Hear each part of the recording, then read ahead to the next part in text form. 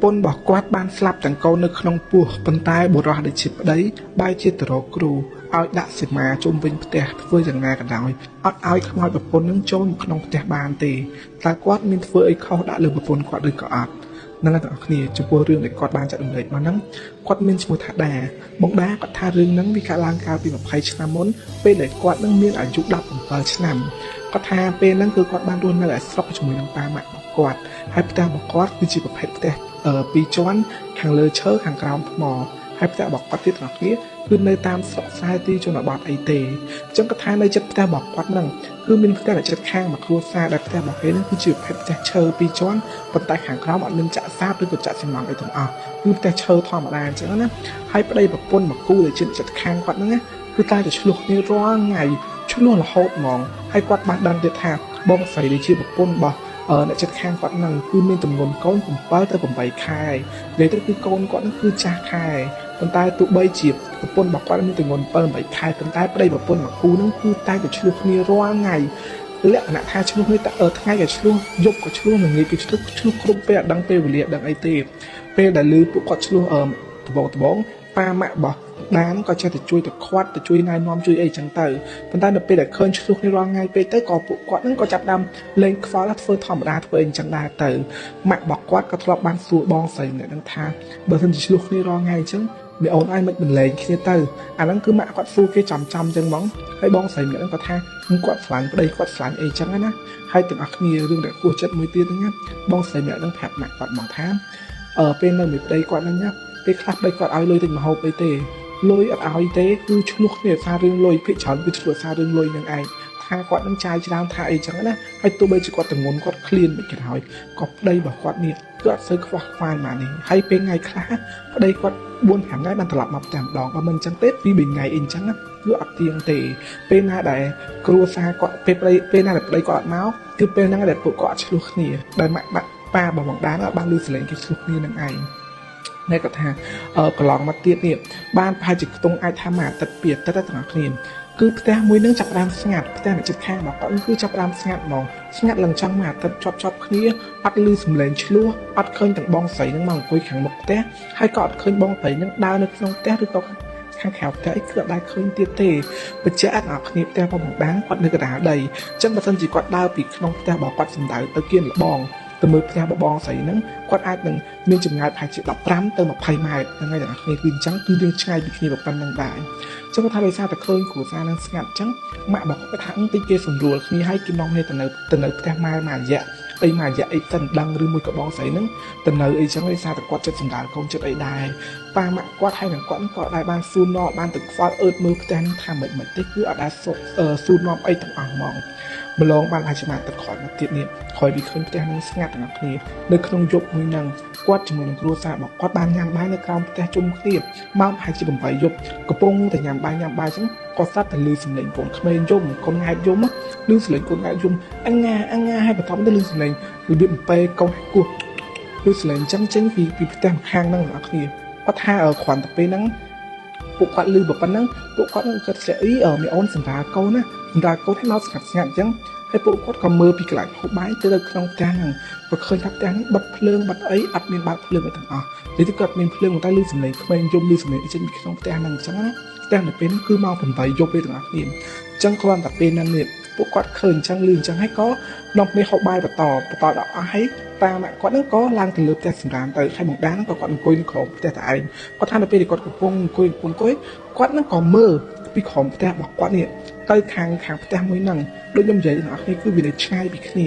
តែគាត់បានមើលឃើញសភាពរូបរាងមនុស្សស្រីដើរនៅមុខផ្ទះហ្នឹងចុះឡើងទាំងដៃ3កូនហើយកូនហ្នឹងយំតិ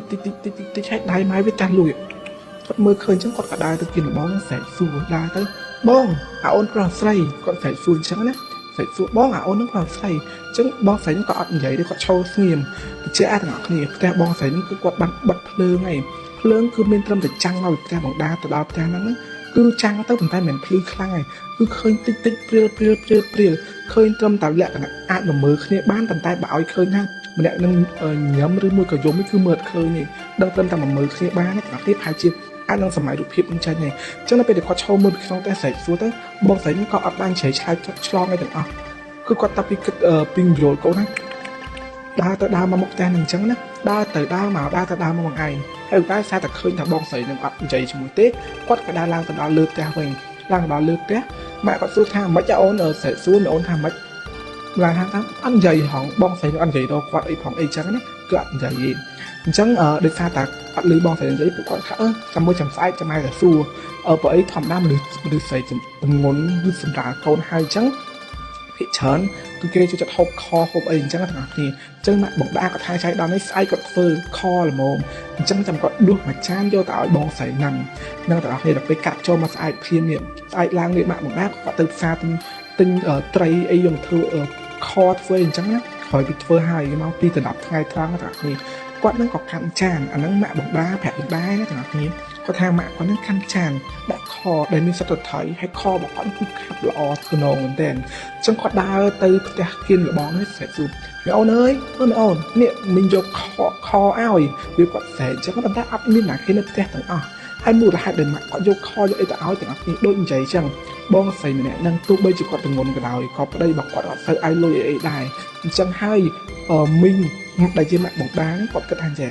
គ្នាអាពេលនៅទងន់ពិបាកចឹងចាស់តម្រាំមកសម្រាប់កូនហើយធ្វើអីអត់កើតទៀតនេះតើមានអីដែលអាចធ្វើស្លោធ្វើអីហូបឆ្ងាញ់បានហើយជាពិសេសមនុស្សស្រី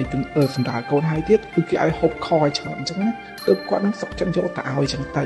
ប៉ុន្តែនៅពេលដែលគាត់ស្រែកសួរនេះគាត់មានអ្នកគេចេញមកអត់មានអ្នកគេចេញមកទាំងអស់គាត់មានអ្នកគេចេញមកទេទាំងនេះដោយសារតែអត់មានឃើញអ្នកចេញមកអញ្ចឹងគាត់នេះក៏មកផ្ទះរបស់គាត់វិញទុកស្លនឹងគ្របឲ្យគាត់ថាបើសិនជាឃើញបងនឹងចេញមកពេលណាគឺឲ្យបងដាងយកទៅឲ្យហ្មងទៅអញ្ចឹងគាត់ថានៅពេលដែលចាំឡើងគាត់មានដែរម៉ោងប្រហែលជា6ល្ងាច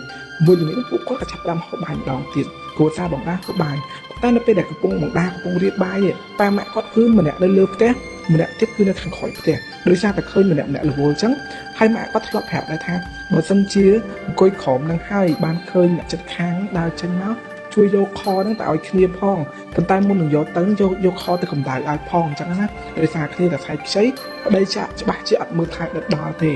បងដាគាត់គ្រាន់តែលឺប៉ុណ្ណឹងបងនេះគាត់ក៏ធ្វើតាមនៅពេលដែលគាត់អង្គុយគាត់ងាកទៅផ្ទះហ្នឹងគឺឃើញបងស្រីហ្នឹងដើរ3កូននៅមុខផ្ទះហ្នឹងទៀតហើយអញ្ចឹងដោយសារឃើញបងស្រីហ្នឹង3កូននៅមុខផ្ទះអញ្ចឹងគាត់ក៏រត់ចូលទៅក្នុងផ្ទះយកខកម្ដៅ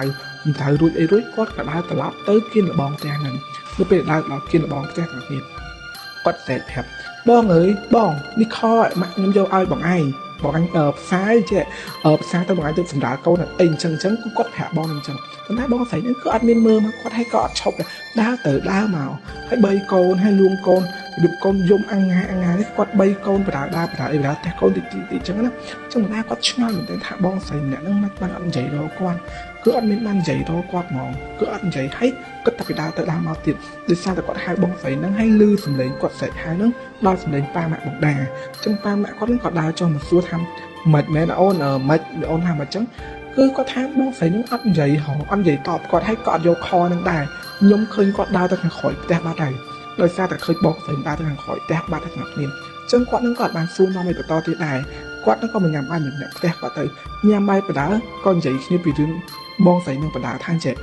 ពេលថ្ងៃមិនអត់ឃើញអញ្ចឹងឃើញតែពេលយប់ចេញមកពេលយប់រហូតហើយពេលយប់ហ្នឹងឲ្យតែឃើញនិយាយជាមួយក៏អត់និយាយរកតវិញហ្មងអាហ្នឹងគឺជាអីដែលគាត់ជួបនៅក្នុងយប់ទី2ទាំងគ្នានៅក្នុងយប់ទី3ម្ដងនៅស្អែកឡើងទៀតនេះនៅពេលស្អែកឡើងហ្នឹងក៏បាត់ទៀតបាត់ប្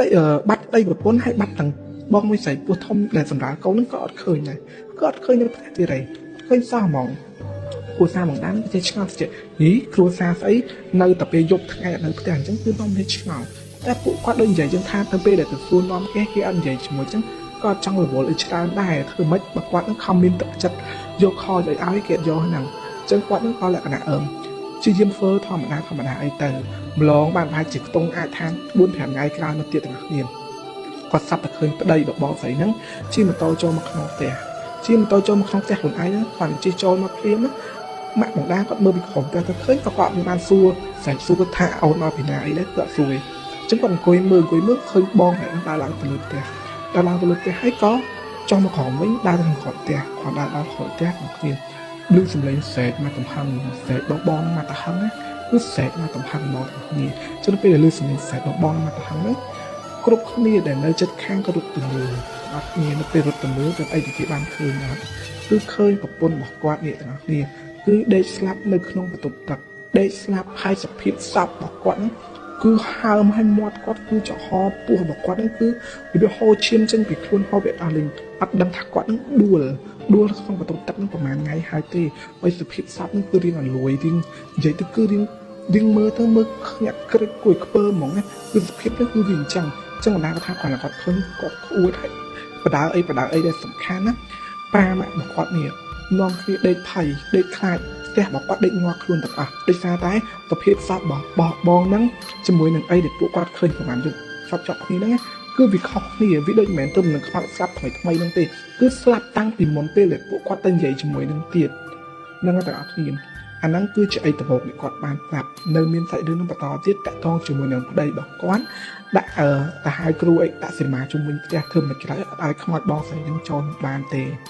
តែអ្នកនរគ្នាបើសិនអ្នកនរគ្នាចង់ស្ដាប់តអាចខមមិននៅខាងក្រោមនឹងបានខ្ញុំនឹងនិយាយរឿងនឹងបន្តទៀតហើយរឿងដែលគាត់បានចែករំលែកមកហ្នឹងគាត់ក៏ជួបប៉ាម៉ាក់គាត់ក៏ជួប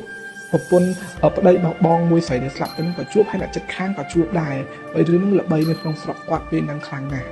អ្នកនរគ្នាខ្ញុំមានតែប៉ុណ្្នឹងទេហើយបើទាំងអស់គ្នាមានរឿងចូលចែករំលែកកុំភ្លេចឆាតមកក្នុង account IG របស់ខ្ញុំផងបាយបាយ